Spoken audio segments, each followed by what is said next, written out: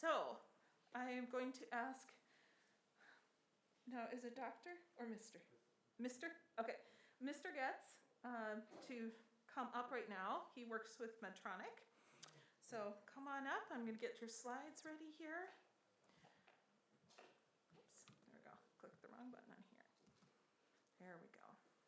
All right. So, yes, and again, sorry, remember to keep any thoughts. Do you have questions? And then at the end, you can raise your hand. Thank you. Excellent. Well, thank you very much for the opportunity. Sorry. I'm going to I can stand over here. Awesome. Well, thank you very much. It's very good to be here and having the opportunity to speak with you all. Again, my name is Steve Goetz. I work for Medtronic, which is a biomedical company here in Minneapolis, Minnesota, broadly. In the field of neuromodulation. I'll explain a little bit what that is as we get into it. I'll start with a little bit of background. So that's smooth-faced young gentleman up there was myself in high school. I noticed that I've maintained that same haircut for probably far too long now, so that's an action item to go change. Was a good student in high school, was an athlete, had some extra time, so I actually took some art classes as well, which didn't go anywhere from a career standpoint, but is still a hobby I really enjoy. So that breadth of, I think, educational experience is something to take advantage of. My early career, I did end up in the biomedical space. It wasn't my first job out of school, but very soon thereafter at Medtronic, largely because I thought the problems of the human body were really compelling. I'd worked at Motorola briefly, very interesting work, but not quite the same scientific opportunity, let's say, as the medical space. I did eventually get a master's degree. I didn't get it right out of school. I was actually working and did it part-time through a program my employer had here at the university. And you know, I think that degree itself hasn't necessarily opened any doors for me, but the knowledge that I got while doing it has been invaluable. So different goals for education. Sometimes it opens doors. Sometimes it just helps you go through the door that's already open more quickly. And most of the rest of my career has been at Medtronic, growing in different roles and different levels of experience. And I'll try to show some of those steps here in a second. My current role is as a vice president of technology and research, so trying to think about how to advance this field even further, which is a fascinating thing to do.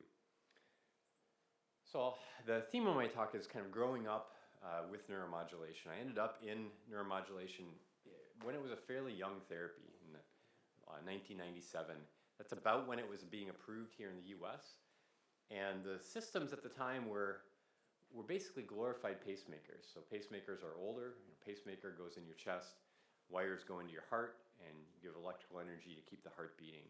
Well, somebody had the idea to take that same electrical device, same implant location, but instead of going into the heart, going up the neck and into the brain to treat neurological disorders like Parkinson's disease, like epilepsy. So same technology, but different application. And in '97, it was pretty primitive. Big devices. That thing in the middle is a sort of suitcase programmer. It weighed about 25 pounds. And if you did all of the therapies, you actually needed two of them. You needed one for the stimulators, one for the pump. So 50 pounds of equipment to do a little tiny implant job. My first job with Medtronic was as a software engineer, actually an associate software engineer. And the systems were simple, and the job was fairly narrow. I had responsibility maybe for one feature of one product or verification of one part of one system. And so kind of started with, you know, small parts of the problem on a simple system. Moving forward, about 10 years into my career, our systems were getting more sophisticated. So that's sort of a second generation stimulator. Instead of borrowing stuff from the cardiac space, we were now designing it ourselves.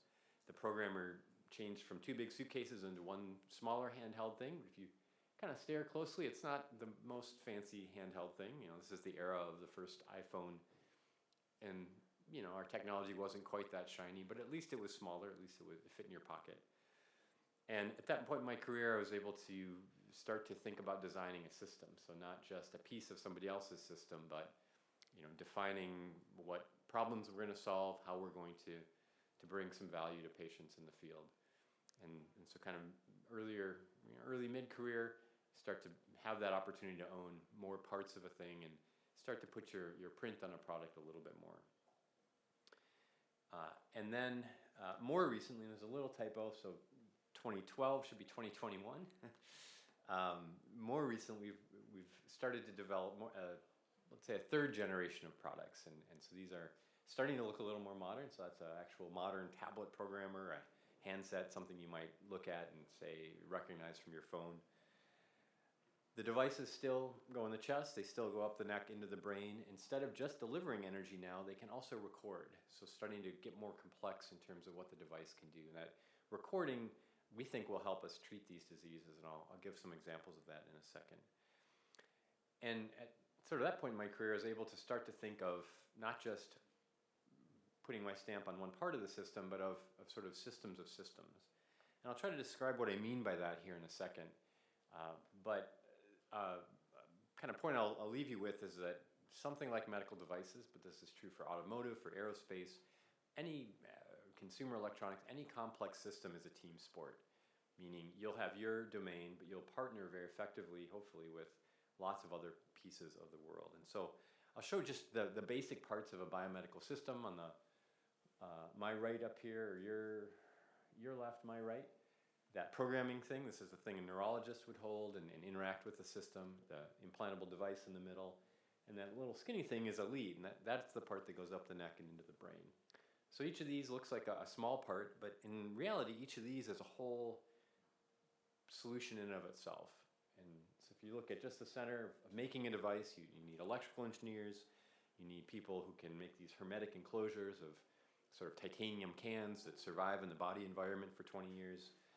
There's wireless communication, so that thing can talk to the outside world, kind of like Bluetooth to your earbuds. There's a battery in there, and it's not just any battery. It's not like an alkaline battery you get off the shelf. It's a very specialized battery, very highly energy dense, because we want these devices to last 5 to 10 years, because replacing the battery means a surgery, so that's a big deal. There's software that runs in these. There's novel materials sometimes. So even that thing that looks like one piece of the system is itself a very complex system.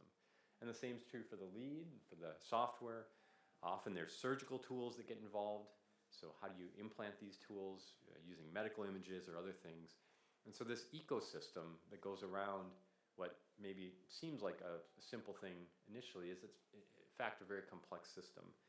And then you start to interconnect those, and they communicate, they send commands back and forth, they sometimes bring signals back out or data. And that problem is really fascinating, but it's really hard. And so any complex system, medical device in this case, but any complex system, you really have to play as a team. You have to work across what we call cross-function. So if you're electrical, you work with mechanical. If you're mechanical, you work with software.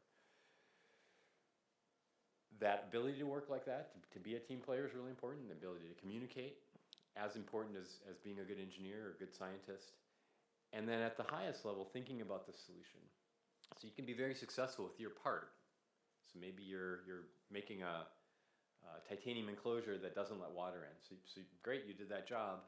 But if somebody else on your team doesn't do their job, you haven't solved the problem. And so you haven't given benefit to anyone. So we always try to think at that highest level of what are you trying to do? What's the problem to solve, and how does your part contribute? And it's a good view for any part of your life.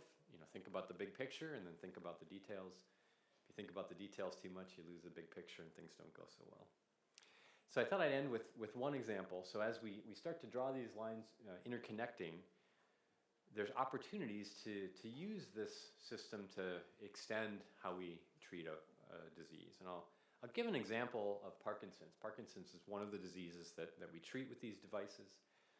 Parkinson's, we don't understand everything about it, but we know that there's a little part in the brain that degenerates for different reasons. Maybe it's genetic, maybe it's something, chemical exposure, or maybe it just does because you get old. And when that system degenerates, the control of the motor network starts to get interrupted. And you see patients with tremors, with slow movement, they get locked in. So small part of the brain gets sick, huge systemic problems result. And a typical patient, when they're ready for a surgical intervention, like one of these stimulators, is having an experience like this, where some of the time they're in the middle, they're on, means they have good control, but some of the time they're off. They have symptomatic periods. And then some of the time they're on, they have control, but they're too much on. They have side effects.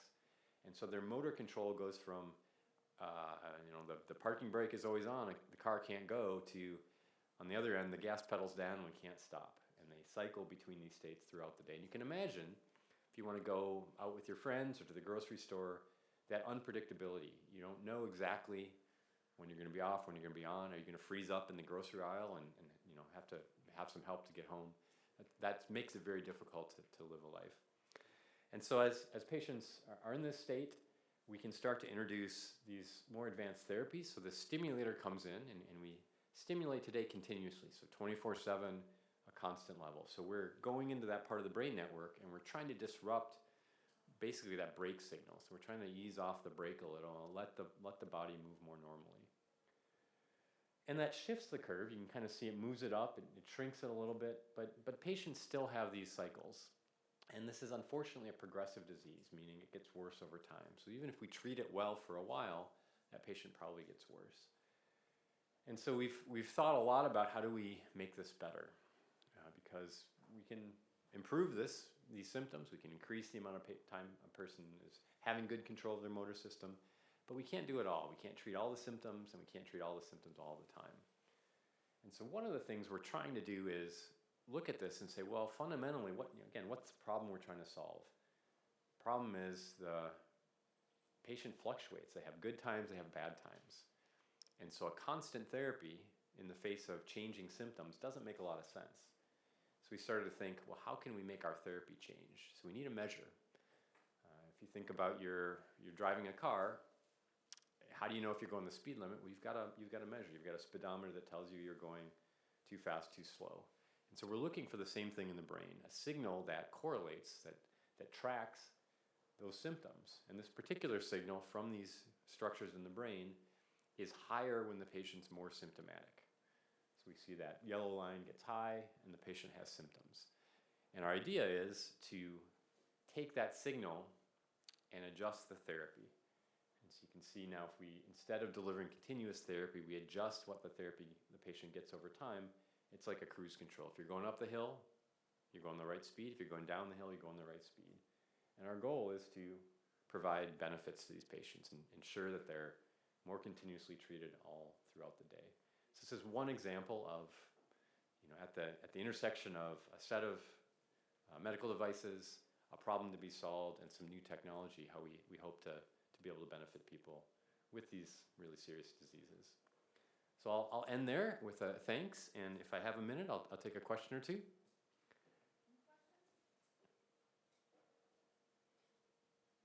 Excellent. Well, thank you very much.